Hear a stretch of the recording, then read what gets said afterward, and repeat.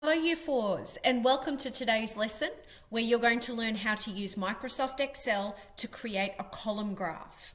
What we're going to do first is collect some data, and you're going to be collecting data on measurement, so using our heights of people in our group. So your teacher will start off by giving you this activity here. So you've got this table where you need to fill in your group members' surname, first name, their gender, so male or female, and also their height in centimeters. So remember, when we're recording a height in centimeters, we're recording it as a whole number. So for example, I am 165 centimeters, so I would write in this cell 165. It's already got the centimeters up the top there, so you don't actually need to record centimeters here.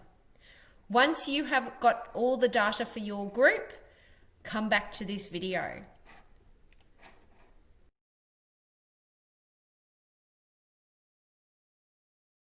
All right, welcome back, Year 4s. So I filled in my table with information on people in my group. I now need to move this and put it into my Excel spreadsheet. So your teacher will need to show you where you can find the saved Height Challenge Spreadsheet. I've got mine here ready to go. Now you'll notice it has some extra columns than the table that was given to you by your teacher. You'll notice that there are some white columns, so remember, columns run vertically. And there are also some shaded columns, so these columns here are orange. There's also over here some extra information. Now, you don't need to worry about these yet. What I want you to do is take the information that you gathered from your group in this table here, and I want you now to type it in to this table, which is in your Excel spreadsheet. You only need to enter the data into the white columns here. You'll notice some numbers start showing up over here in these shaded columns. That's because the program has already done some formulas and has already worked out some things to show and convert. For example, when I enter in a height in centimeters, so I could do 156 centimeters, it will automatically convert it into meters for me, 1.56. The other thing you need to be mindful of is gender. You have to choose male or female from the drop down, or you need to type in a capital M or a capital F. If I try and type in a lowercase m, it won't accept it, because this column here has been validated, which means it controls what data is entered. So I either choose drop down or I type in a capital, and it will work if I type in a capital M or a capital F. Okay? All right, have fun entering that data, and then when you come back, I'll show you how we then turn that data into a graph.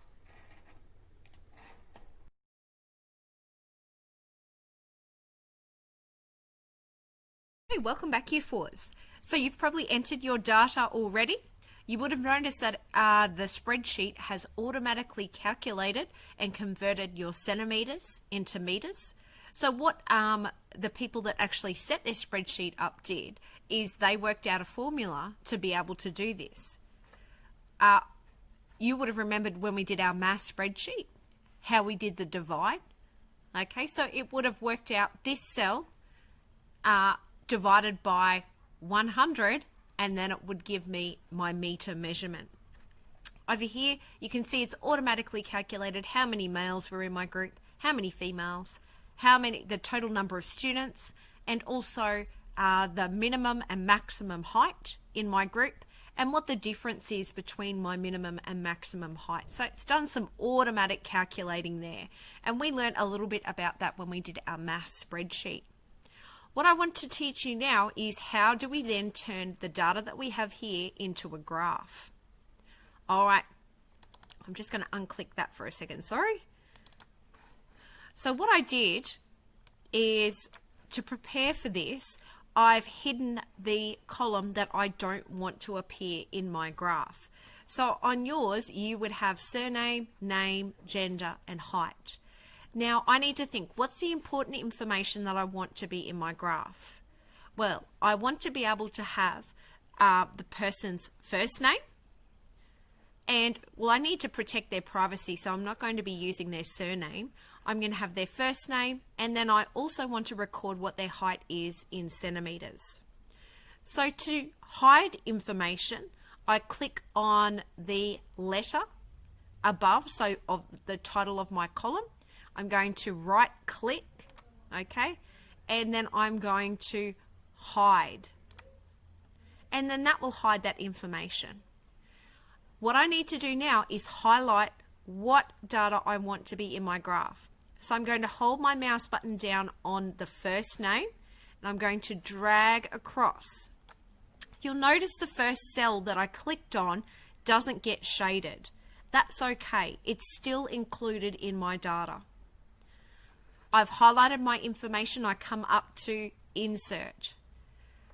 In the Insert tab, you'll notice that there's all these different tables. Now, our goal was to make a column graph. To make a column graph, I come over here to the icon that looks like a column graph. So I can choose a 2D column graph or a 3D column graph, and it will show the different options as I hover my mouse over the top. So I'm not clicking on any of these, I'm just hovering, and it will show me underneath what those graphs look like. All right. So I kind of like the look of the 3D graph, so I'm going to click and choose that one. Now the problem is it's over the top of my table, and I don't want it there. I actually want it to be underneath. So see how my mouse has turned into the 4 arrows? That means that I can move it in any different direction. If it's like this, then that's just going to be adjusting the size of my graph. I want to be able to move it. So when I see the 4 arrows like this, it means I can hold my mouse down and move my chart. So I'm going to hold it down, and I keep coming down until I see this title here, which is Create Graph. Okay. Now I can actually move that. So I use one of the diagonal, or one of the points that's on the corner, and I'm going to drag it out to make it a little bit bigger. All right, so you can see here are my members and their names. On the side here, I can see that I've got my measurements, but it's not titled at the moment. So I need to make sure that I add titles. So I come over here to my plus, and I'm going to tick axis titles. So I can add those axis titles in. Now if I really want to, I can add a legend in, but I don't really need that for this type of graph. So I'm going to get rid of that. Now, to change your titles, you double click, and it works just exactly like a text box then. So I can put in my group's height. Okay. And I can then also add in this title here, so I'm adding in height in centimeters, and down the bottom, names. Okay. Now, if I want to make my graph look a little bit more exciting, I can even change the colors of color of my columns here. So I can come over to my paint pot here, so you'll see that this will show up. I can choose fill, okay, and I can come down here to different colors, and I can choose to change it to a different color if I would like to.